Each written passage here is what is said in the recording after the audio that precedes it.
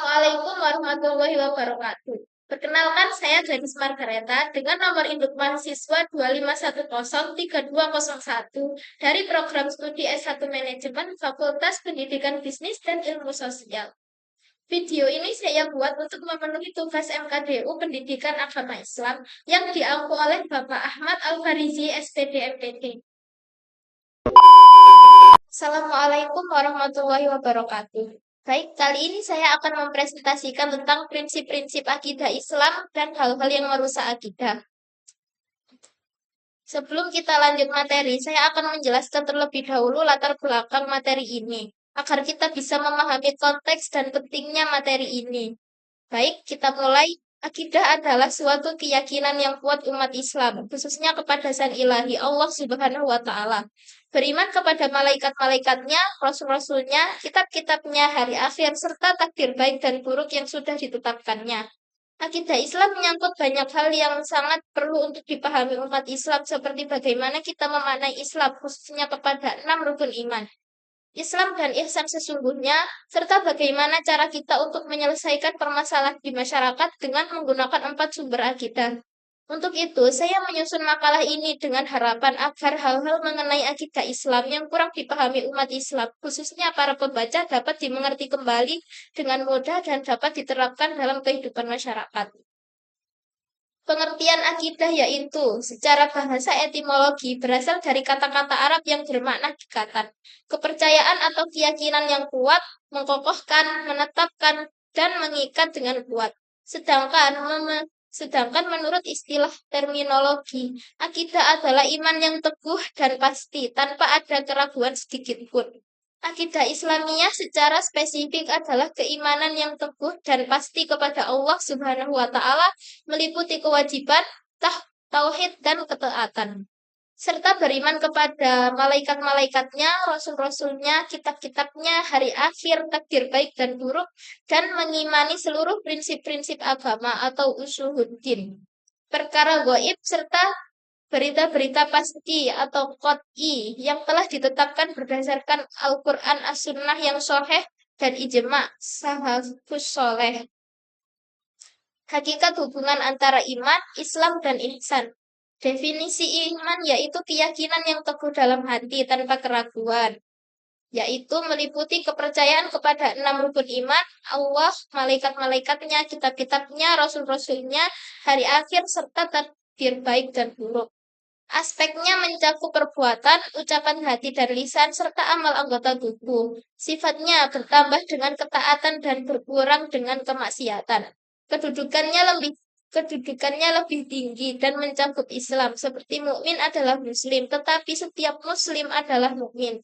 Iman tidak terpisah dari amal soleh. Pengertian Islam yaitu secara etimologi berarti menyerahkan diri, pasrah, tunduk, patuh, damai, dan selamat. Secara terminologi, sikap penyerahan diri atau pasrah, tunduk, patuh seorang hamba kepada Allah dengan melaksanakan perintahnya dan menjauhi larangannya demi mencapai kedamaian dan keselamatan dunia akhirat. Rukun Islam terdiri dari 5 hal: syahadat, sholat, zakat, puasa Ramadan, dan haji bagi yang mampu. Ihsan yaitu definisi berbuat baik, muhsin, dan pelakunya. Setiap perbuatan baik pada sikap, jiwa, dan perilaku yang didasarkan pada akidah dan syariat Islam. Hakikat menurut hadis Jibril, hendaklah engkau beribadah kepada Allah, seolah-olah engkau melihatnya. Jika engkau tidak melihatnya, maka sesungguhnya Allah yang melihatmu. Hakikat rukun iman. 1. Iman kepada Allah Ta'ala. Wajib mengimani 4 perkara. 1. Adanya Allah. 2. Rububiyah. Allah sebagai satu-satunya pencipta, penguasa, dan pengatur alam. Yang ketiga yaitu uluhiyah. Apa itu uluhiyah? Yaitu Allah sebagai satu-satunya sembahan yang berhak disembah. Dan yang keempat, asma wa sifat, yaitu mengimani seluruh nama dan sifat-sifat Allah yang tetapkannya dan Rasulnya, serta menjauhi taklil, tahrif, takyif, dan tamsil. 2. Iman kepada para malaikat Allah. Wajib membenarkan wujud mereka atau diciptakan dari cahaya, makhluk, dan hamba yang patuh. Mengimani secara rinci, yaitu yang diketahui namanya seperti Jibril, Mikail, Israfil, dan secara global ada yang tidak diketahui namanya, termasuk tugas dan amalan mereka, atau mengantar wahyu, mencabut nyawa, dan lain-lain. Yang ketiga yaitu iman kepada kitab-kitab Allah. Mengimani bahwa seluruh kitab Allah adalah kalamullah atau bukan makhluk. Mengimani secara terperinci Taurat, Injil, Zabur, Suhuf Ibrahim dan Musa. Dan secara global, secara khusus, Al-Quran adalah kitab yang menghapus hukum-hukum kitab sebelumnya. Yang keempat yaitu iman kepada Nabi dan Rasul Allah. Mengimani mereka sebagai laki-laki pilihan Allah sebagai perantara wahyu, namun mereka tetap manusia biasa yang tidak memiliki hak-hak ketuhanan. Semua wahyu mereka benar dan bersumber dari Allah. Mendustakan salah satunya berarti mendustakan seluruhnya. Wajib mengimani secara terperinci ya, yang diketahui namanya dan global. Yang kelima yaitu iman kepada hari akhir. Yaitu hari akhir adalah dunia setelahnya dan tidak ada hari lain. Hari kebangkitan makhluk untuk mempertanggungjawabkan amalan mencakup 3 perkara. Satu, alam barzah, yaitu fitnah, nikmat, dan siksa kubur. Yang kedua, tanda-tanda hari kiamat, yaitu kecil dan besar seperti Imam Mahdi, Dajjal, turunnya Nabi Isa. Dan yang ketiga, kejadian setelah kebangkitan, mahsyar, telaga hisab, mizan, sirat, neraka atau surga. Yang keenam yaitu iman kepada takdir yang baik dan buruk. Wajib mengimani bahwa semua takdir, baik maupun buruk, berasal dari Allah. Tidak sempurna kecuali dengan mengimani 4 perkara. Satu, ilmu. Allah mengetahui segala sesuatu. Dua, kitabah. Allah telah menuliskan takdir semua makhluk di Lauhul Mahfuz 50.000 tahun sebelum penciptaan langit dan bumi. Tiga, masyiah, yaitu segala sesuatu yang terjadi dengan kehendak dan izin-izinnya. Dan yang keempat yaitu khalq, atau Allah adalah pencipta seluruh makhluk, sifat dan perbuatan mereka. Sumber akidah Islam. Satu, Al-Quran. Definisi kalamullah yang diturunkan kepada Nabi Muhammad SAW. Dua, kedudukan. Sumber pertama dan utama dalam mencari hukum. Yang kedua yaitu as-sunnah. Segala sesuatu yang bersumber dari Nabi Muhammad SAW berupa perkataan atau sabda, perbuatan atau persetujuan. Yang kedua yaitu kedudukan. Sumber kedua ditujukan jika hukum tidak ditemukan dalam Al-Quran dengan syariat seadanya atau sahih. Fungsinya yaitu yang bersifat global dan umum dan menetapkan sebagian hukum yang tidak disebutkan dalam Al-Quran. Contoh, pengharaman emas atau sutra bagi laki-laki. Yang ketiga yaitu ijma. Kesepakatan seluruh ulama mujtahid dari Nabi Muhammad SAW pada suatu generasi atas suatu hukum syar'i. Kedudukannya yaitu sumber rujukan ketiga. Wajib diamalkan karena umat Islam tidak akan bersepakat dalam kesehatan. Yang keempat yaitu qiyas. Mencocokkan perkara baru yang tidak ada hukumnya dalam nas Al-Quran, sunnah, atau ijma dengan perkara lain yang memiliki hukum karena adanya persamaan sebab atau alasan di antara keduanya. Kedudukannya sumber rujukan keempat. Rukun satu dasar. Yang kedua dalil, masalah yang dikiaskan. Yang ketiga hukum pada dalil. Dan yang keempat kesamaan sebab atau alasan. Contoh, mengharapkan minuman keras lain karena memiliki sebab pengharaman yang sama dengan khamr, yaitu memabukkan. Hal-hal yang merusak akidah. Secara umum, hal-hal yang dapat merusak atau membatalkan akidah atau nakidul akidah atau nawakidul Islam adalah segala bentuk keyakinan, perkataan, atau perbuatan yang bertentangan secara mendasar kepada prinsip-prinsip keimanan dalam Islam, yaitu rukun iman dan rukun Islam. Yang pertama, yaitu syirik atau menyekutukan Allah.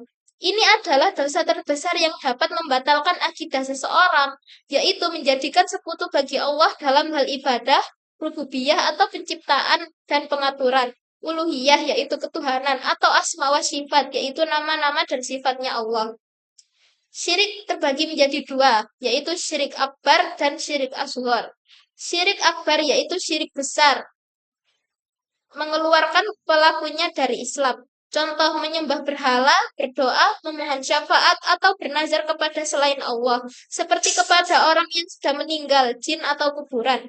Yang kedua yaitu syirik asghar, syirik kecil, yaitu tidak sampai mengeluarkan diri dari Islam, tetapi merusak keikhlasan dan menyamai syirik akbar dalam bahayanya. Contoh riya, yaitu beramal agar dipuji manusia, dan sum'ah atau melakukan amal agar didengar orang lain.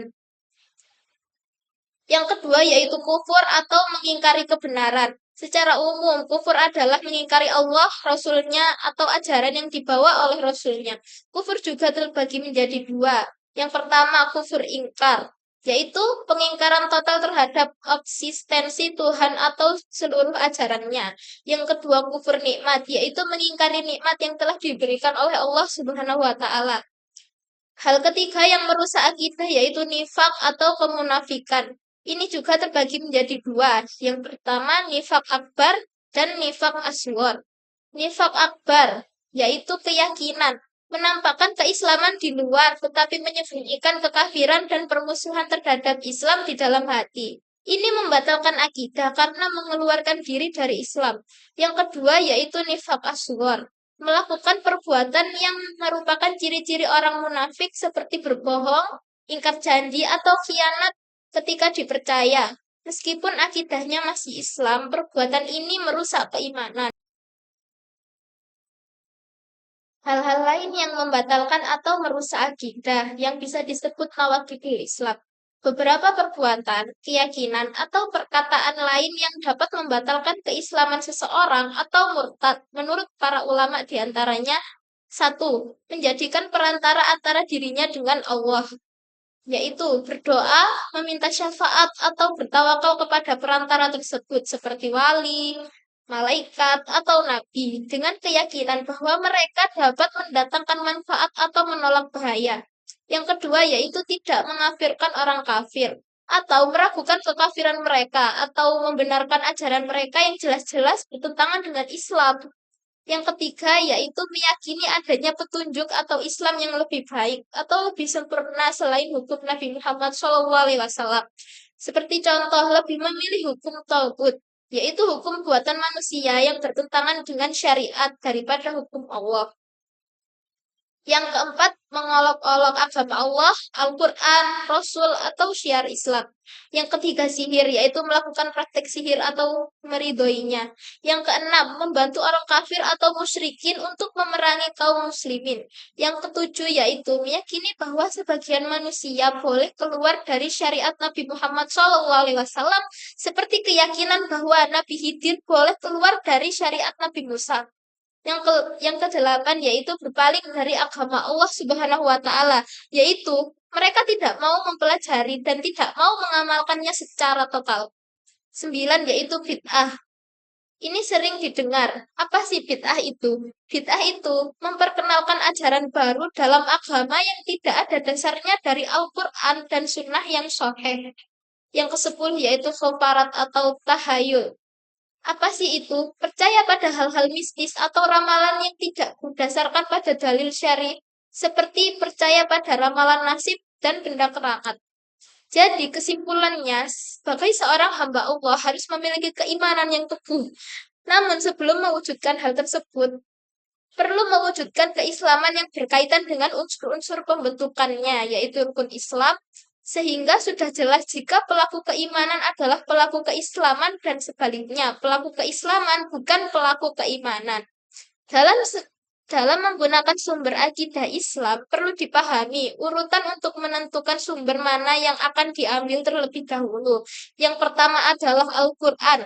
Jika di dalamnya tidak terdapat hukum permasalahan yang dicari, maka kita harus mengambil as-sunnah untuk sumber akidah kedua. Untuk sumber akidah ketiga yaitu ijma atau para ulama jika pada kedua sumber hukum sebelumnya memiliki penjelasan yang kurang.